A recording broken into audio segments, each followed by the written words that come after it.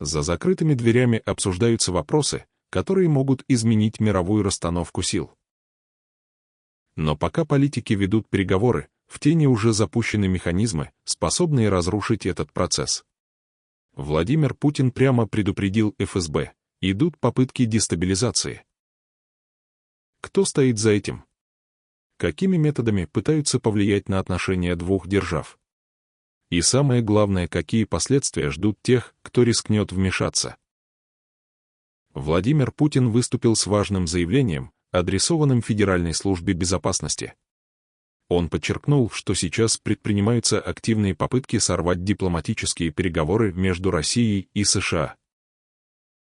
По его словам, определенные силы намеренно создают напряженность, используя информационные провокации, кибератаки и другие методы давления. Этот вопрос оказался в центре внимания не случайно. В последнее время наметилась тенденция к определенному дипломатическому взаимодействию, и это явно не устраивает тех, кто заинтересован в дальнейшем обострении ситуации.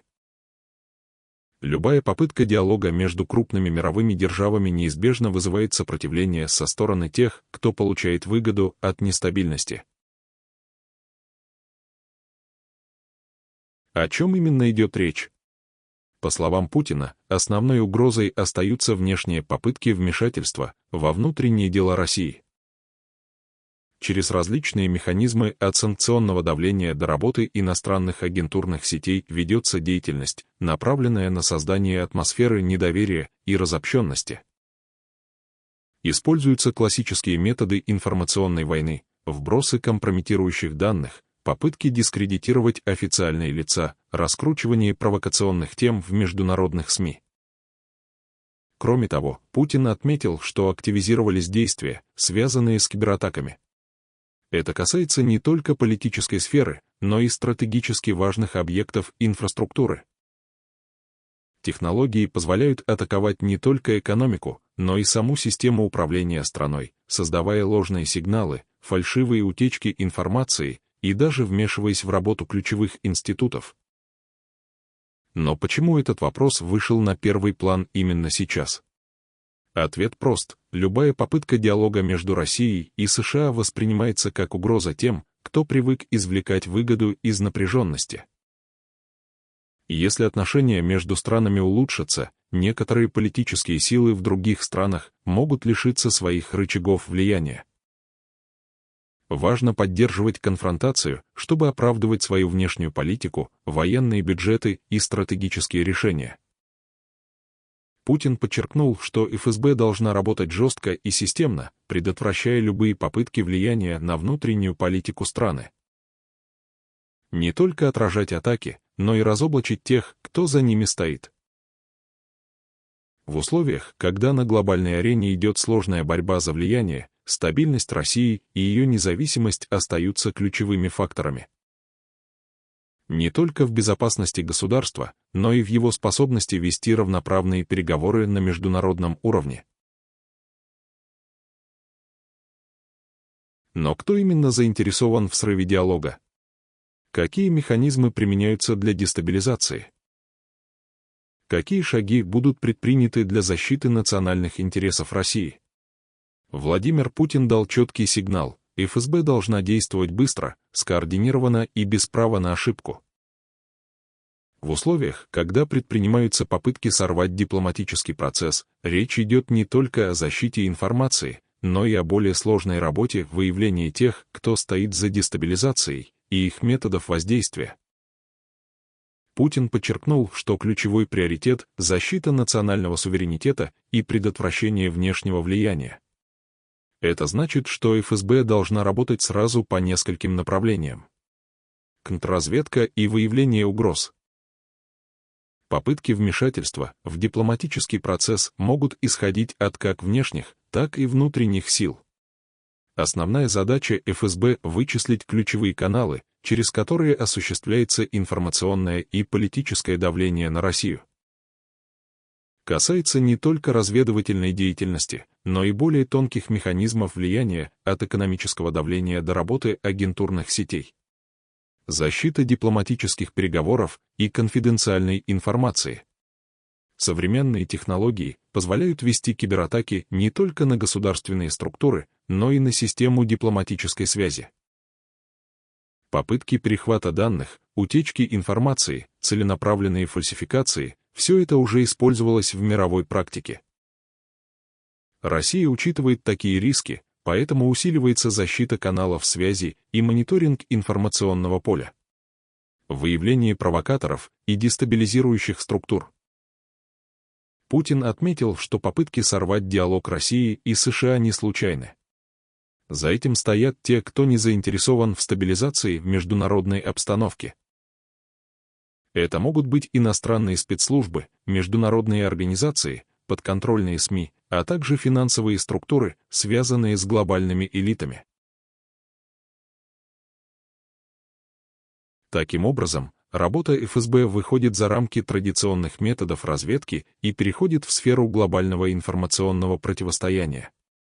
Это требует новых подходов к анализу угроз и более глубокой координации с другими государственными структурами. Какие шаги планируются для защиты дипломатического процесса? Для обеспечения безопасности переговорного процесса российские спецслужбы задействуют многоуровневую систему противодействия. В нее входят мониторинг и пресечение кибератак. В последние годы число атак на государственные структуры России значительно выросло. ФСБ совместно с другими спецслужбами усиливает контроль над защищенными каналами связи, дипломатическими архивами и электронной инфраструктурой. Работа с дипломатическими представительствами. Защита переговорного процесса включает не только внутренние, но и внешние меры. Это работа с российскими посольствами за границей, усиление мер безопасности дипломатов и предотвращение возможных провокаций. Контроль над информационным пространством. Одним из ключевых инструментов давления остаются массированные информационные атаки. Западные СМИ, аналитические центры и международные организации могут продвигать искаженную повестку, создавая напряженность вокруг России и ее международных отношений. Юридическое противодействие вмешательству. Для борьбы с внешним влиянием разрабатываются новые законодательные инициативы, усиливающие контроль над деятельностью иностранных агентов и организаций, получающих финансирование из-за рубежа. Какие структуры вовлечены в контроль ситуации? Вопрос защиты дипломатического процесса требует слаженной работы различных ведомств. В первую очередь, ФСБ, Федеральная служба безопасности, основная структура, ответственная за выявление угроз и борьбу с иностранными агентами. Служба внешней разведки России, СВР, занимается анализом международной обстановки и выявлением глобальных угроз, связанных с попытками давления на Россию. Министерство иностранных дел, МИД, обеспечивает дипломатическую защиту страны на международной арене, проводя консультации, официальные заявления и переговоры. Совет безопасности России координирует работу всех силовых ведомств и разрабатывает стратегию обеспечения национальной безопасности. Роскомнадзор и другие информационные структуры осуществляют контроль над информационным пространством, пресекают распространение фейков и дезинформации. Таким образом, работа по защите дипломатического процесса ведется на всех уровнях.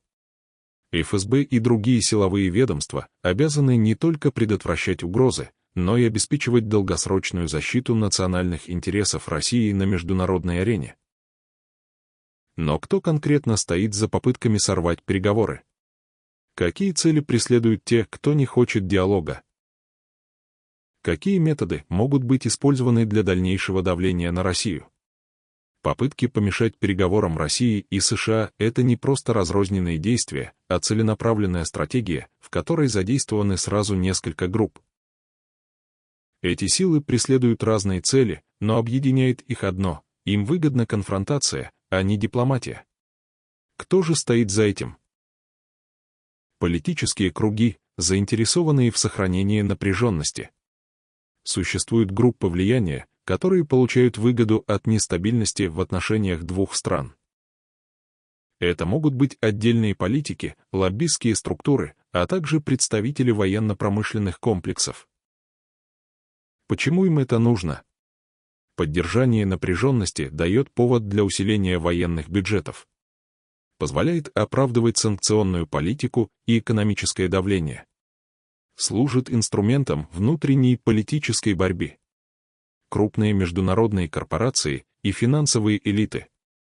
Дипломатическая разрядка и нормализация отношений могут изменить геоэкономический баланс.